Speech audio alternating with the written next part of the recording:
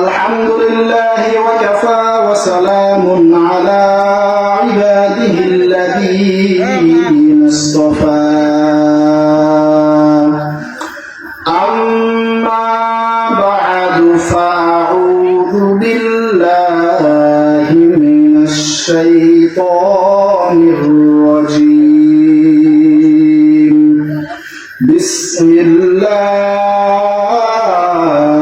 الرحمن الرحيم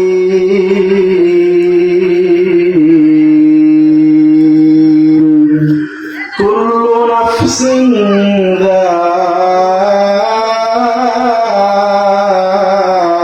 ذائقة الموت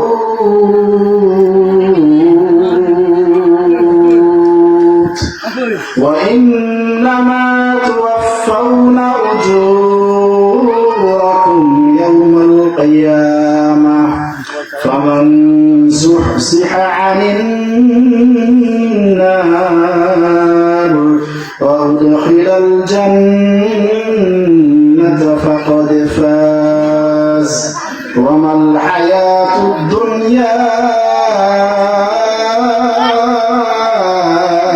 إلا متاع الغرور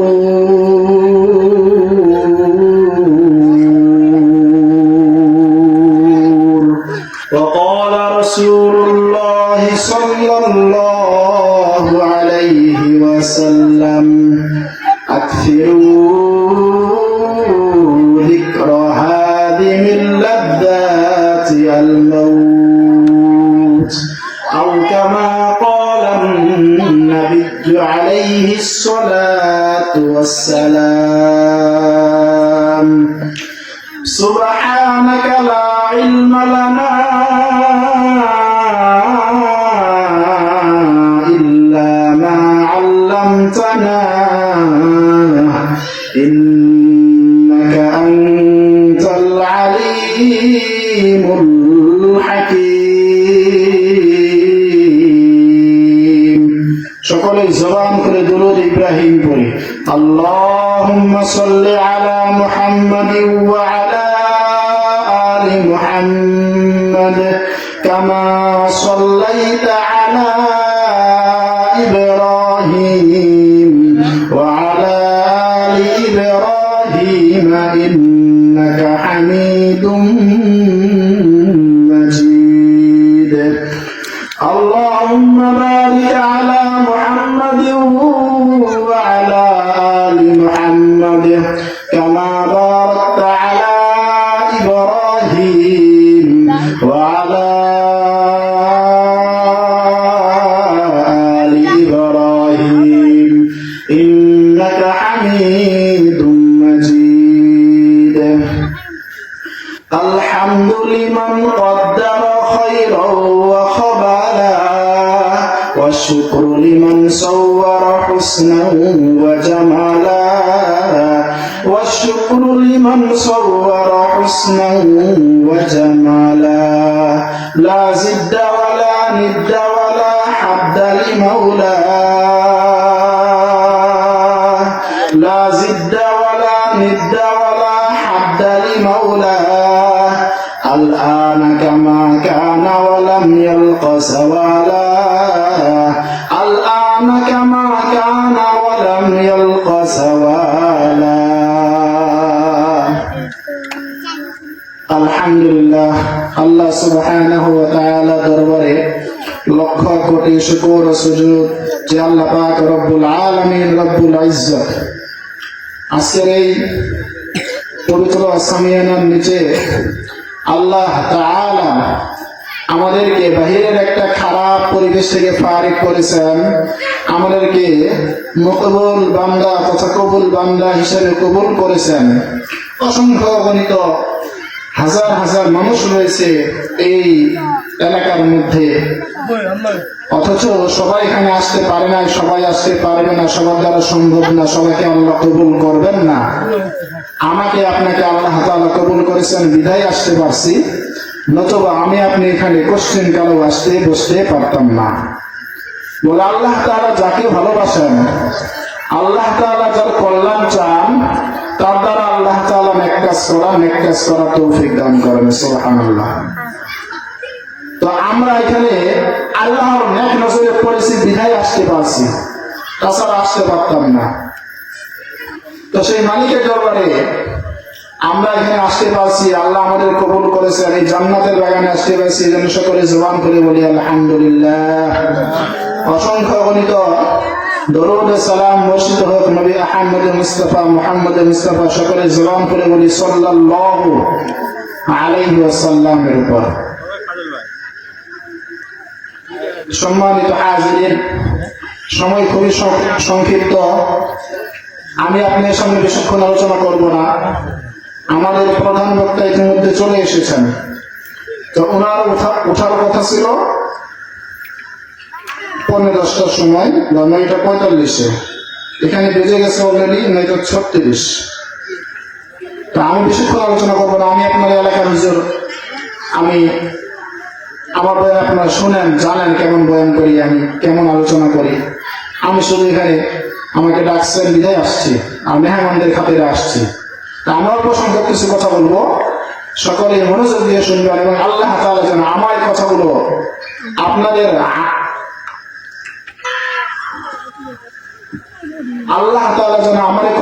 আপনাদের আমলের জন্য কবুল করেন, আপনাদের জিন্দেগি পরিবর্তনের জন্য কবুল করেন, আপনাদের নাজাতের জন্য কবুল করেন। সকলে বলি আমিন। এবং সর্বপ্রথম আল্লাহ তাআলা যেন আমি অধমকে এই কথাগুলোর উপর আমল করা তৌফিক দান করেন এবং আপনাদের সবাই আমল করা তৌফিক দান করেন, বলি আমিন। সম্মানিত হাজিরিন, আমি ডাইরেক্ট আমার আলোচনায় চলে যাব। তা আমি আপনার সামনে যে আয়াতে কালিমা তেলাওয়াত করেছি, এর আগে কিছু কথা বলা যায়। দেখেন, এত সুন্দর আয়োজন করা হয়েছে, আল্লাহ দিলে আকাশের অবস্থা অত্যন্ত ভালো, আলহামদুলিল্লাহ।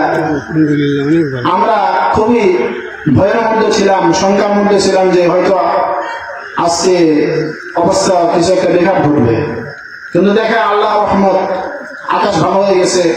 অথচ দেখেন এই সামিয়ানাও করা হয়েছে। আপনার এলাকার মধ্যে কত মানুষ এখানে আসলেন না, এখানে আসার বসার দায়িত্ব আপনার। আপনারা যদি না আসেন তো আপনারা কিন্তু ভাবতেছেন আমি এখানে গেলে কি না গেলে কি, এটা ছেড়ে দিতেছেন, এর জন্য পা পাবেন না। কারণ আপনার এলাকার মাহফিল হতে পারে এটা ছোট মাহফিল, কিন্তু আল্লাহ তাআলা ছোট বড় দেখেন না। আল্লাহ তাআলা দেখেন কোনখানে কোরআনের কথা হয়, কোন জায়গায় হাদিসের কথা হয়, কে শ্রবণ দিয়ে মনোযোগ দিয়ে শুনে, কে আমলের নিয়তে শুনে, কে নাজাতের জন্য শুনে, কে গুনাহ মাফের জন্য শুনে, গুনাহ মাফের জন্য বসে আল্লাহ তাআলা এইগুলো দেখেন। তো এইখানে বসলে আল্লাহ তাআলা আপনি হাজার হাজার মানুষের মাঝে বসে যে সওয়াব পাবেন, এই মাহফিলে বসে আল্লাহ রাব্বুল আলামিন আপনাকে সেই সওয়াব দিয়ে দিবেন। সুবহানাল্লাহ। আল্লাহ কি অভাব আছে ভাই? অভাব নাই। আল্লাহ তাআলা চাইলেই দিতে পারেন। আল্লাহ তাআলা এমন শর্ত দেন নাই অমুক স্থানে 10,000 মানুষ হবে, ওইখানে তুমি যাবা, আমি গেলেই তোমাকে মাফ করে দিব, এরকম শর্ত কিন্তু দেন নাই। বেশি আধিক্যতা আল্লাহ তাআলা চান না। আল্লাহ তাআলা অল্প জিনিস চান, অল্প জিনিসের মধ্যে আল্লাহ তাআলা তাকওয়া চান, আল্লাহর ভয় চান, ইখলাস চান, বিশুদ্ধ নিয়ত চান। বেশি আমল আল্লাহ তাআলা আমাদের কাছে আল্লাহ তাআলা চান না।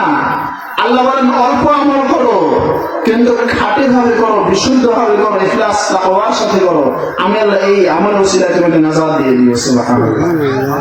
আহাব্বুল বিলাদি ইলাল্লাহি আদওয়ামুহা ওয়া ইন ক্বাল্লা। আল্লাহর হাবিব সাল্লাল্লাহু আলাইহি ওয়াসাল্লাম বলেন আহাব্বুল বিলাদি ইলাল্লাহি আদওয়ামুহা। আল্লাহ তাআলার নিকট ওই আমল সবচেয়ে বেশি প্রিয়। আল্লাহ সুবহানাহু ওয়া তাআলার কাছে ওই আমল সবচেয়ে গ্রহণযোগ্যতা বেশি।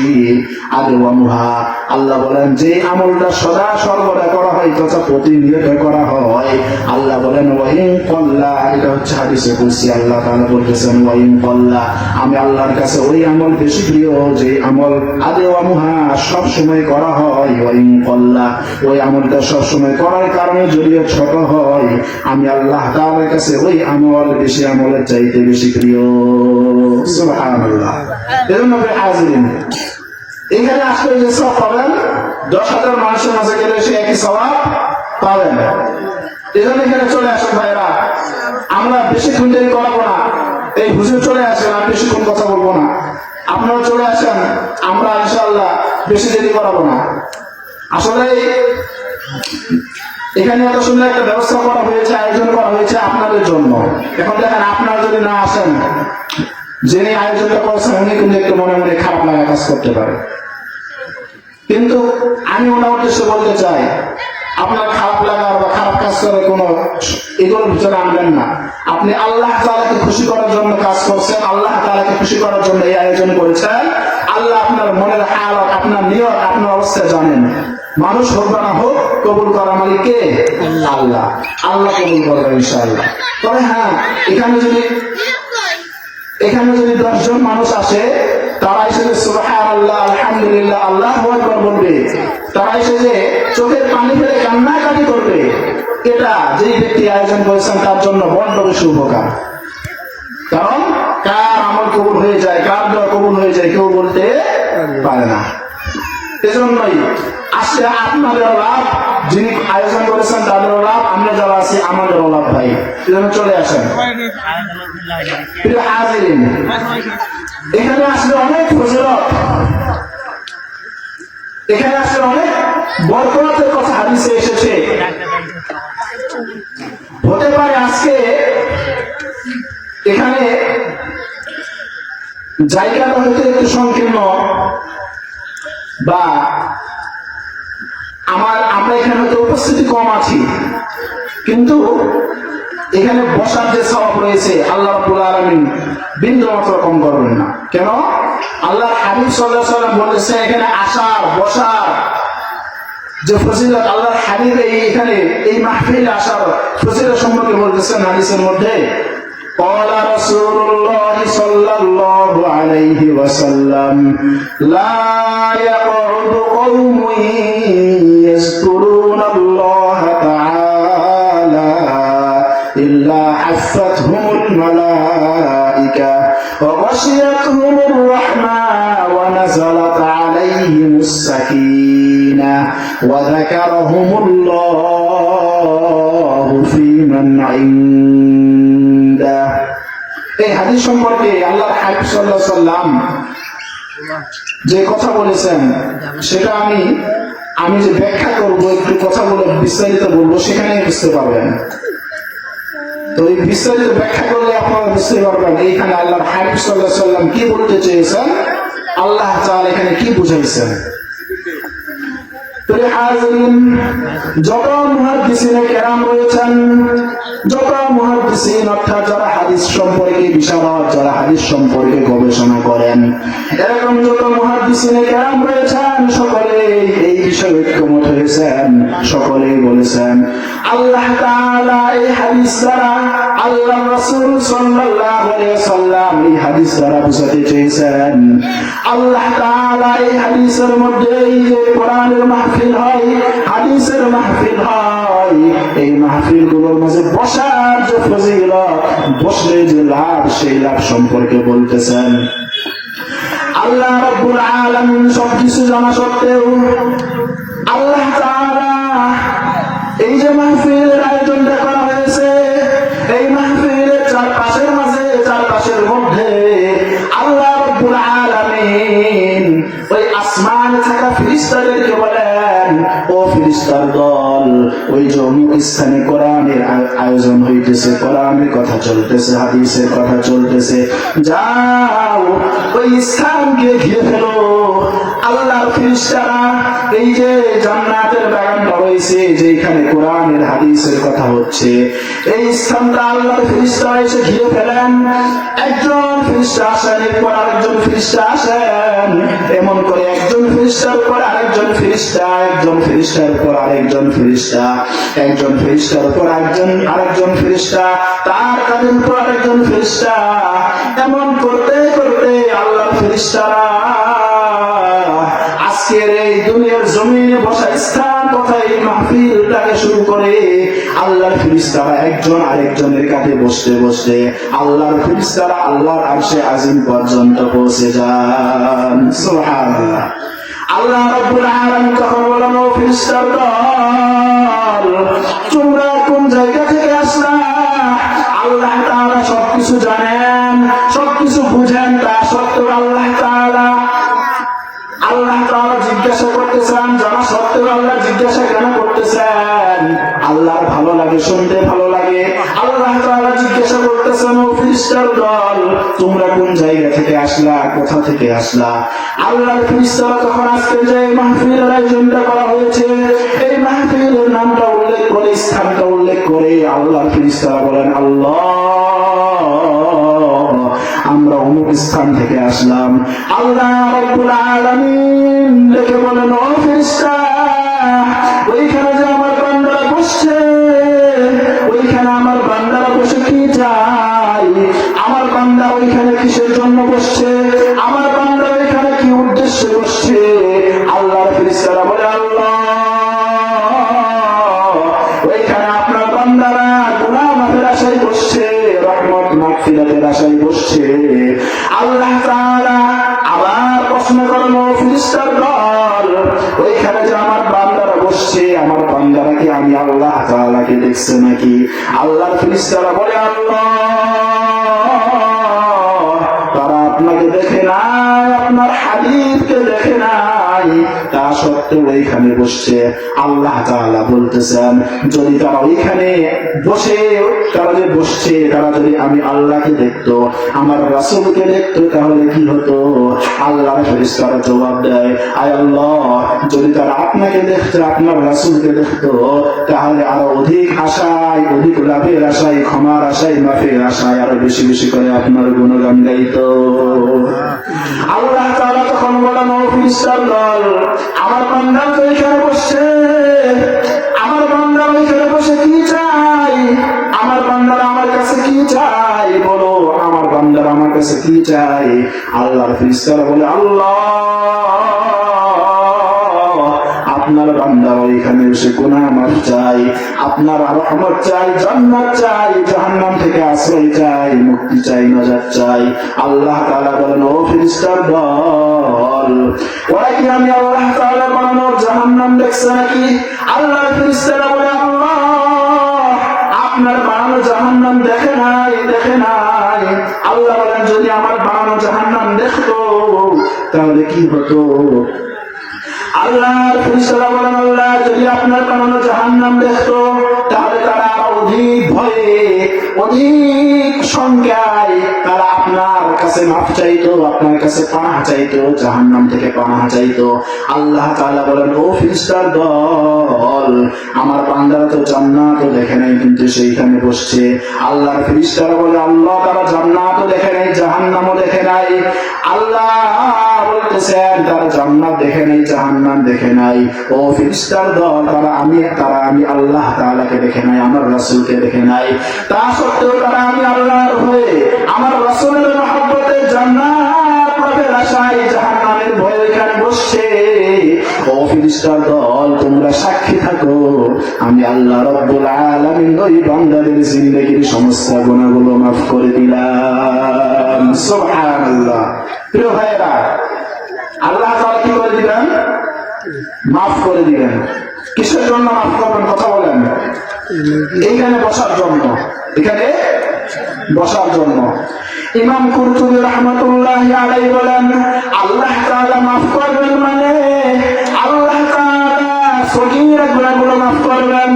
কিন্তু কথা হচ্ছে, আমরা তো জিন্দেগিতে সগীরা গুনাহ কমই করি, আমরা তো কথায় কথায় মিথ্যা বলি, কথায় কথায় গীবত করি, কথায় কথায় শিকায়ত করি, কথায় কথায় মারপিট করি, কথায় কথায় জুলুম করি, কথায় কথায় আমরা মানুষকে ধোঁকাবাজি করি, কথায় কথায় মানুষের মনে আঘাত করি। এই যে কথাগুলো বললাম, প্রত্যেকটাই হচ্ছে কবিরা গুনাহ। আমরা তো সগীরা গুনাহ কম করি, আমরা তো কবিরা গুনাহই বেশি করি। ইমাম কুরতুবী রাহিমাহুল্লাহ বলতেছেন, বান্দা যেহেতু কবিরা গুনাহই বেশি করে, তার আমলনামায় যেহেতু সগীরা গুনাহের সংখ্যা কম, সেহেতু আল্লাহ তাআলা ওই বান্দার জিন্দেগির কবিরা গুনাহগুলো যদি করে, যদি ওই মাহফিলে বসার দ্বারা খাস দিলে তওবা করে চোখের পানি ছেড়ে আল্লাহর কাছে মাফ চাই, ইমাম কুরতুবী রাহিমাহুল্লাহ বলেন আল্লাহ তাআলা ওই বান্দার কবিরা গুনাহগুলো মাফ করে দিবে। সুবহানাল্লাহ। শুধু এখানে ক্ষান্ত নয়, আল্লাহ তাআলা বলেছেন আমি ওই বান্দার কবিরা গুনাহগুলো মাফ করে ক্ষান্ত হব না।